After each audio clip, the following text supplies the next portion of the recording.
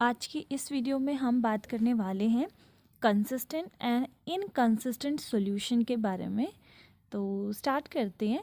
अगर मैं सिस्टम की बात करूं, कुछ हमारे पास इक्वेशंस हैं, ठीक है। तो दो तरह की इक्वेशंस हो सकती हैं। सबसे पहला है homogeneous, second one is non homogeneous.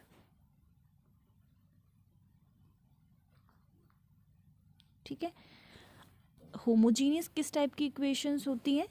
A X is equals to zero type की। नॉन होमोजीनियस इक्वेशन होती हैं A X is equals to B type की, जहाँ पर बी जो है वो ज़ीरो के बराबर नहीं होगा। जैसे कि example 2x plus 3y is equals to zero, या फिर 3x plus 4y is equals to zero. ठीक है। और यहाँ पर हमने ले लिया 2x plus 3y is equals to 4, 3x plus 4y is equals to 7। तो आप यहाँ पर देख रहे हो कि यहाँ पर क्या है, ज़ीरो ज़ीरोज़ हैं। ये कैसी इक्वेशन है हमारे पास? होमोजीनियस। अगर हम इसकी बात करें तो ये हमारे पास नॉन होमोजीनियस है, क्योंकि ये 4 और 7 है विच आर नॉन ज़ीरोज़। हम इनको लिखते कैसे हैं? जैसे कि अभी यहाँ पर हमने लिख रखा था कि ये A X is equals to zero की फॉर्म में है और ये A X is equals to B की फॉर्म में है। तो इनको लिखा कैसे जाता है? ये हमारे पास मैट्रिक्स बन जाती है इनके कोएफिशिएंट्स की।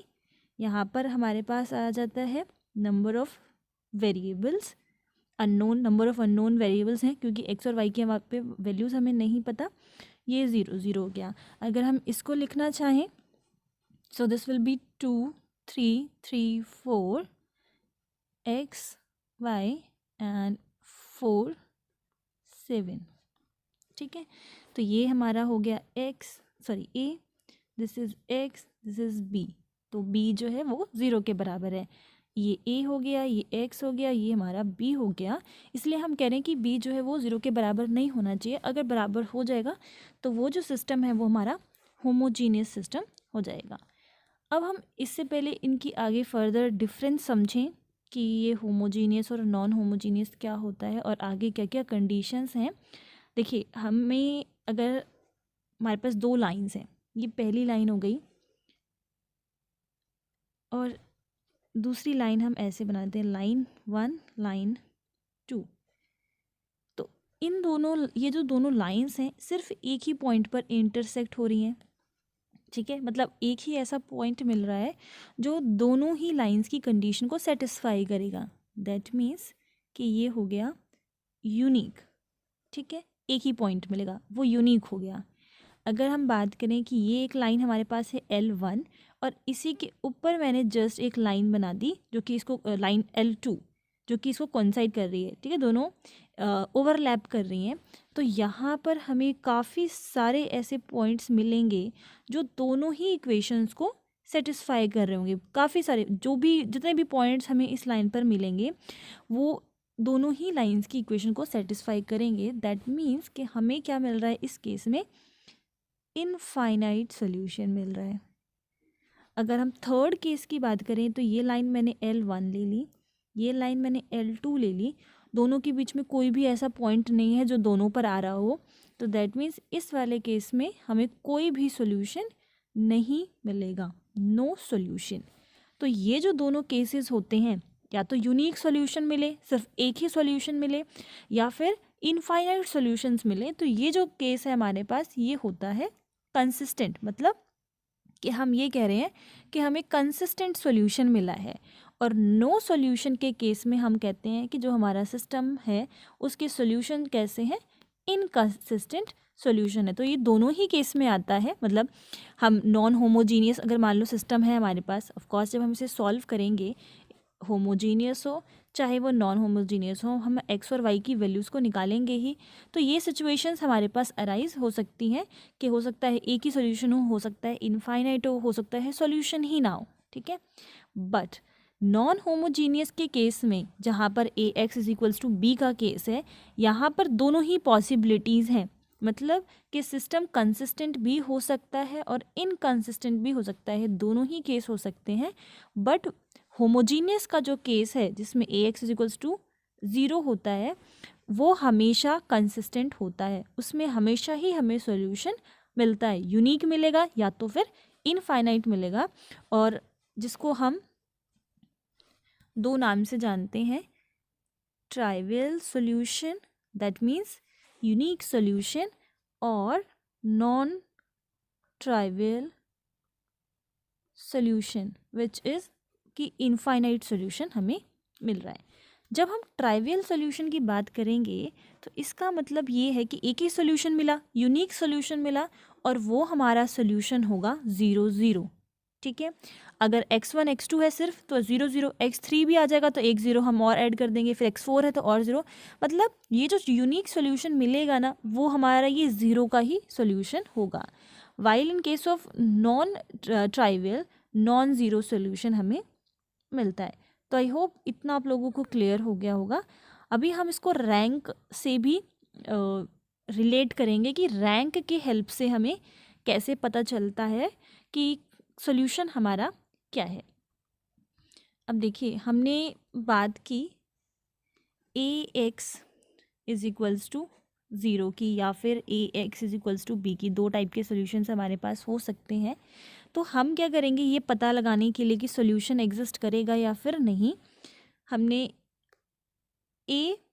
आर्ग्यूमेंट मैट्रिक्स बनाई। ठीक है, आर्ग्यूमेंट मैट्रिक्स बनाई Ax b की, यहाँ पर जो 0 है उसमें मतलब वो b इज इक्वल्स टू 0 है, तो इसका हमने रैंक चेक किया, फिर हमने सिर्फ a का रैंक चेक किया। ओके, और इस केस में भी हमने क्या किया कि इसका रैंक चेक किया, दोनों ही केस में हम ये सेम ही काम कर रहे हैं पता लगाने के लिए, और इसका रैंक हमने चेक किया a के साथ। ठीक है, तो जैसा कि मैंने आपको बोला कि होमोजीनियस का जो केस होता है इसमें हमेशा हमारे सॉल्यूशंस कैसे मिलते हैं, कंसिस्टेंट। इसमें दोनों केस हो सकता है, कंसिस्टेंट भी मिल सकते हैं और इनकंसिस्टेंट भी मिल सकते हैं। तो हमने जब रैंक चेक किया तो देखिए पहला केस ये हुआ कि रैंक जो है दोनों ही मैट्रिक्स की बराबर आ गई।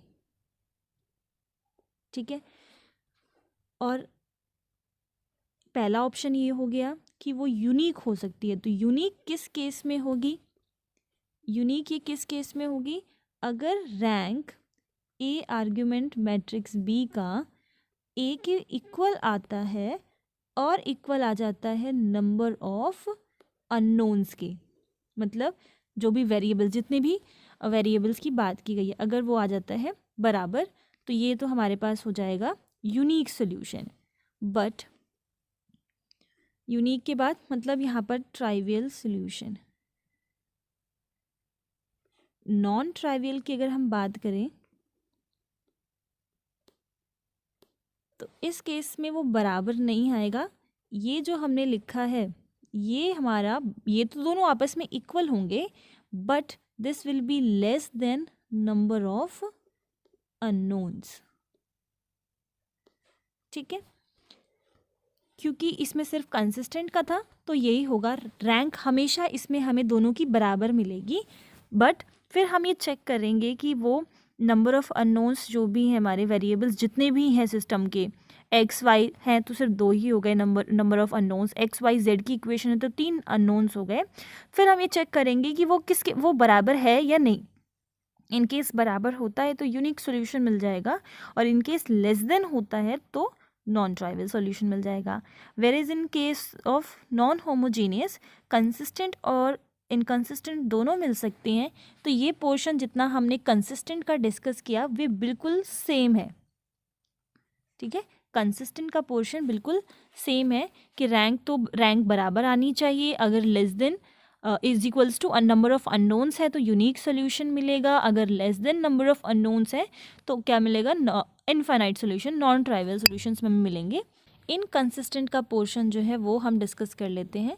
इनकंसिस्टेंट तो बहुत ही सिंपल है, एक पॉसिबिलिटी ये भी तो हो सकती है कि रैंक आपस में इक्वल ही ना आए आर्ग्यूमेंट मैट्रिक्स और ए का, ठीक है।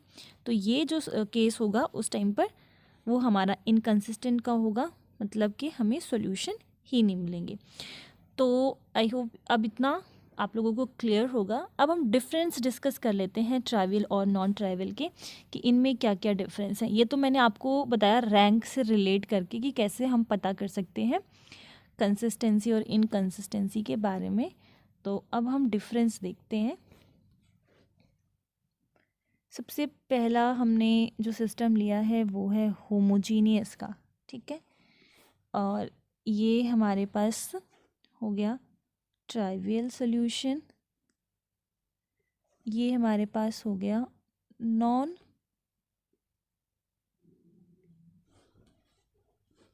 जस्ट अ सेकेंड,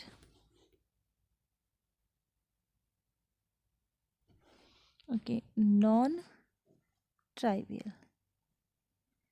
तो अभी जस्ट हमने देखा कि जो होमोजीनियस इक्वेशंस हैं वो किस टाइप की हैं, A X is equals to zero type की हैं, और इसमें हमेशा ही कंसिस्टेंसी रहती है, मतलब सॉल्यूशंस मिलते हैं।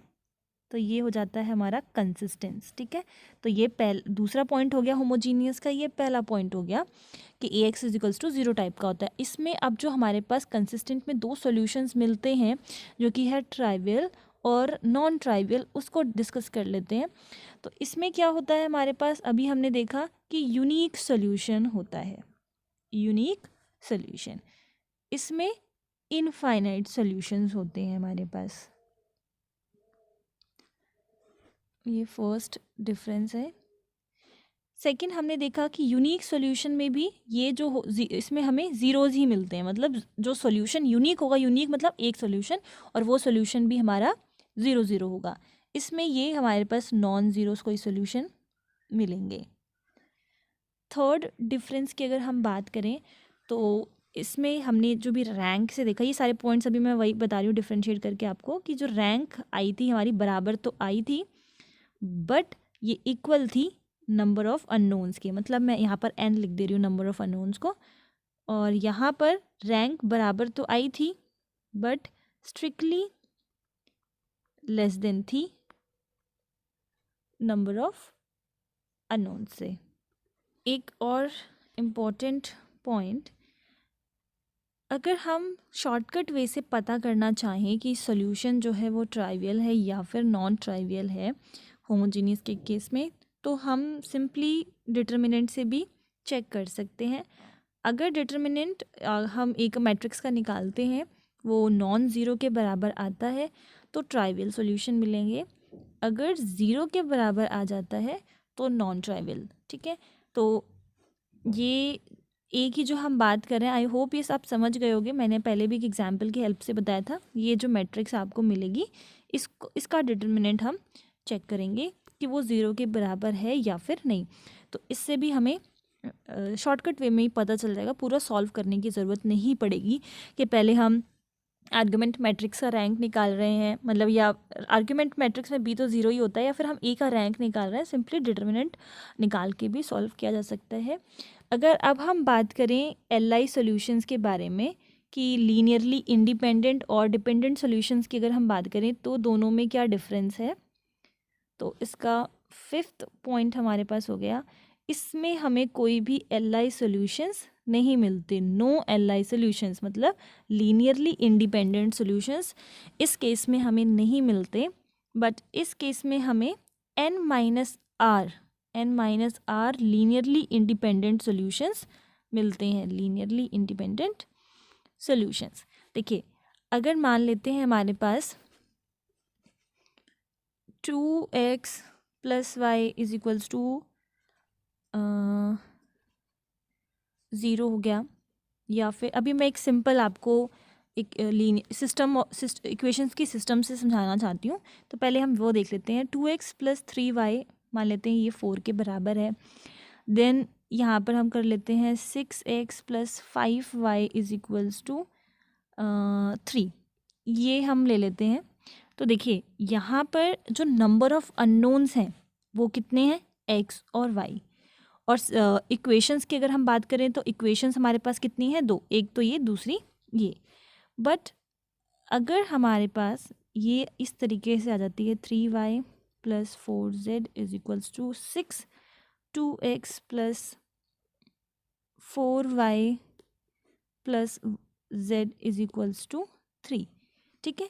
तो अगर हम इसकी बात करें तो यहाँ पर जो हमारे पास अननोन है वो 3 है, x y z, और इक्वेशंस कितनी है, 2 है, ठीक है।